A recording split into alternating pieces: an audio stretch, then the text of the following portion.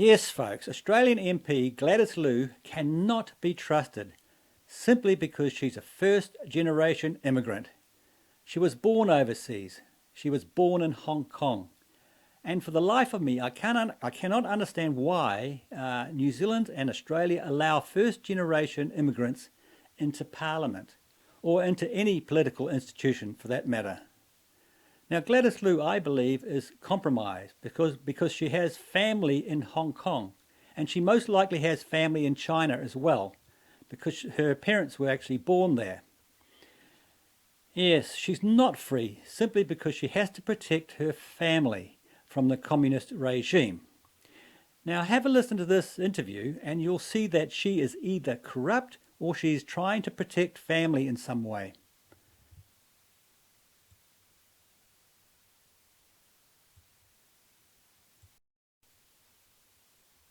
Now it's the Liberals' turn, and the question being asked is, one of its MPs, Hong Kong-born Gladys Liu, too close to the Chinese dictatorship and its propaganda arms? Is she the Liberals' Sam Dastyari, in short? Well, Sam Dastyari was, of course, the Labor senator who was forced to resign for taking cash from a Chinese billionaire, Wang Zhangmo, who ASIO warned was too close to the Chinese regime, has since been banned from Australia. Now, back when Dastyari was receiving Wang's money, some of it for himself, this Australian senator was actually defending China stealing the South China Sea, telling Australia to stop criticising that. Like I say, the question is now whether the Liberals have their own Sam Dastyari. Gladys Liu, last election, won the marginal Victorian seat of Chisholm, where 70% of voters were born in China. The Prime Minister praised her then as a real Australian.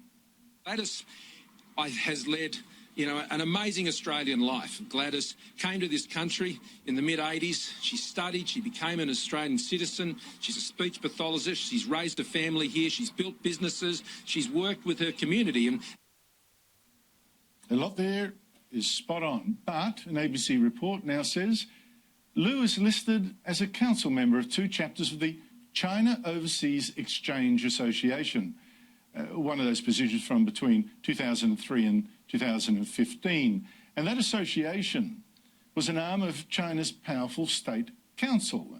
It's since been merged into the Communist Party's United Front Work Department, which is China's top propaganda arm. It's brief to work especially with influential Chinese, including overseas.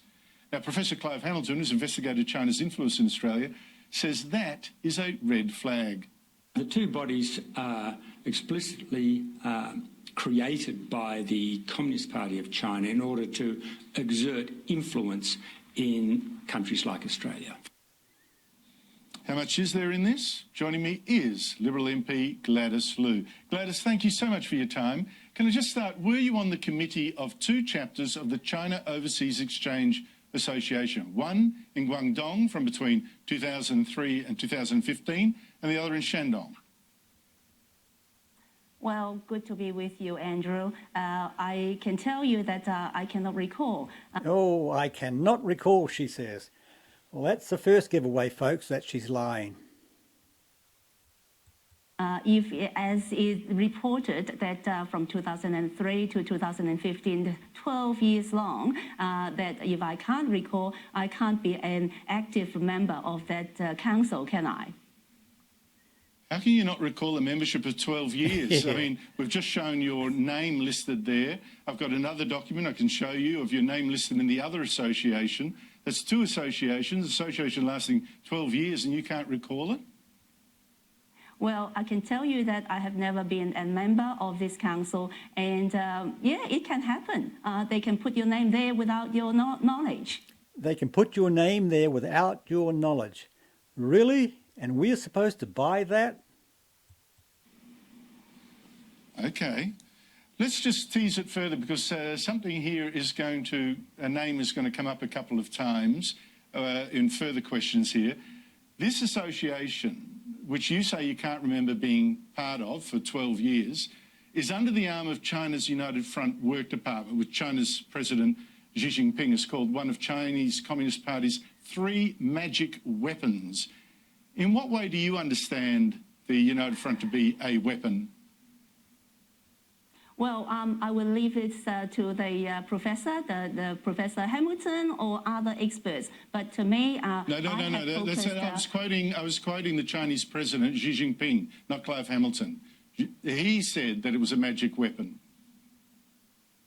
Well, as I said, I don't know this organization, these two organizations, and when I looked at the position of the other organization that I was a member, or in fact a secretary for, it was the Chinese Professional and Business Association. I did mention that organization in my inaugural speech, and I was proudly being the secretary for 3 years for that organization. However, I have no knowledge that that organization was part of whatever influential China body. If it was definitely not during my time. You've never heard of the United Front Work Department, China's biggest propaganda arm, very active in Australia. Never heard of it. I have, but it was like you, through the media. I have no first-hand knowledge. What do you understand it to be? Well, according to what I see in the news, it's something. Maybe the Chinese government wanted to have some influence in other countries. But as I said, I have no first-hand knowledge of this organization. You've been honorary president also of the Australia Young Men General Commerce Association. It has backed China's theft of the South China Sea. Was your association wrong to support that theft? Well, as the honorary president of the organization, they didn't tell me everything that they do.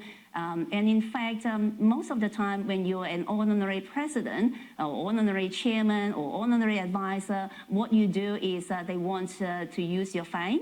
They want you to attend their functions, and they want to have you there to lift the profile of their organization and their event. Definitely, there was no information to me what they do day to day, and I have no knowledge of whether they support or not support the cause that you just mentioned. Well, once again, you've got a memory fail on that one. Look, the Permanent Court of Arbitration in The Hague has said that China taking over the South China Sea was unlawful. Do you agree that it was unlawful? She simply will not answer this question. This is a matter for the foreign minister. She dodges all the way. I definitely I would put Australia's interests first, and that's exactly what I have been doing. I look after my electorate of Chisholm, and I work with the government to put interests of Australians first. Well, the government's position is, of course, that the theft was unlawful. It is challenging China's theft of the sea. Do you support the government's position that China stealing the South China Sea is unlawful? Well, my understanding is... Still one answer. A lot of countries is trying to claim ownership, sovereignty of the South China Sea because of various reasons, and my position is with the Australian government. Can I just hear you say it, that you support the Australian the government's position that the theft of the South China Sea by China is unlawful? Is it unlawful, yes or no? Well, as I said, I want to make sure that... Here, she simply will not answer that question. So who is she protecting? Australians' interests were put first and foremost. And if it's going to affect our trade or our air travelling, then definitely that is something that I would not support. Well, in fact, it does affect our trade. Hopeless. 60% of it goes through that sea, and we have been warned by China to stay away. We are thinking of challenging that with our Navy, and you're here not able to actually support the government's position that it was unlawful. Is there some problem with you agreeing that it was unlawful? It's been held so under international law. Why are you not going along with that? Well, I never said that I'm not going along with it. What I'm saying is I always put Australia's interests first. And after all, I am a member of parliament for the Australian government. You wouldn't think so. And so, of course, I will put Australia's interests first. And whatever, as I said in my maiden speech too, I will always want to have a good relationship between Australia and China, and I will put Australia's interests first. Well, Australia's interest with China is to have the South China Sea not stolen by China. And everyone listening can hear that you are reluctant to actually go along with that fairly clear proposition, and which is in fact your party's position too. Can I just hear, you're also, you're also Honorary President of the United Chinese Commerce Association. Now there is evidence that this too is connected to the United Front, true or not? What is that organization again? I don't think I am. In fact, I am not any honorary president or chairman of any organizations at this point of time. You have been honorary president of the United Chinese Commerce Association. Have you forgotten that as well? Well, she's thinking up an answer here. She is such a liar, this one. Can I jog your memory? The honorary permanent president is Dr. Lo Man Tuen. Do you know him? No. Maybe he's known by English name. An English name. Oh my God. Anyway, I'll just fast forward a bit. Can I just end by just asking you a couple of things? Xi Jinping has made himself dictator for life. He is cracking down on dissidents, human rights abusers, or human rights activists rather. He has imprisoned Christians. He's imprisoned Uyghurs in re-education camps. He's threatening Taiwan. Do you consider Xi Jinping a dictator? Well, honestly, I have been focusing on serving the seat of Chisholm. Yeah, so here she goes again, folks. Look over there, look away. And that's exactly what I've done since the election. I only had one day off in the last 3.5 months. I don't really know, and Gladys, I don't really... excuse me, you're born in Hong Kong. At the moment, you have seen in your home place people in their millions at times, 1.7 million, in their millions, protesting against what China's doing there, and you don't have any opinion on Xi Jinping? Okay, so if you want to talk about China, let me just tell you one thing. Yeah, look away again. I was born in Hong Kong, and I never stepped into China before I came to Australia. I had the Hong Kong ID card. I never hold a China passport. I had the Hong Kong traveling document, and then I've got the Australian passport. In terms of Hong Kong, it is very, very sad for anyone to see what has happened. But Gladys, simple question. Is Xi Jinping a dictator? That is not a question for me to answer, but I can tell you about Hong Kong. It is very, very I don't want to know about Hong Kong. I'm asking you about Xi Jinping, the dictator of communist China, and you don't have an opinion about him. I do have an opinion, but I'm not going to use the word dictator. Yeah, she will not answer the question, and I believe that is simply because she's not free to do so.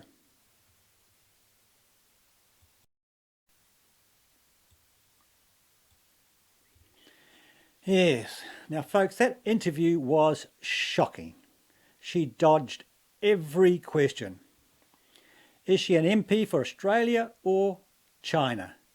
But that is what happens when we allow first-generation immigrants to enter into Parliament. Now, I've also left a link to the entire interview in the description below.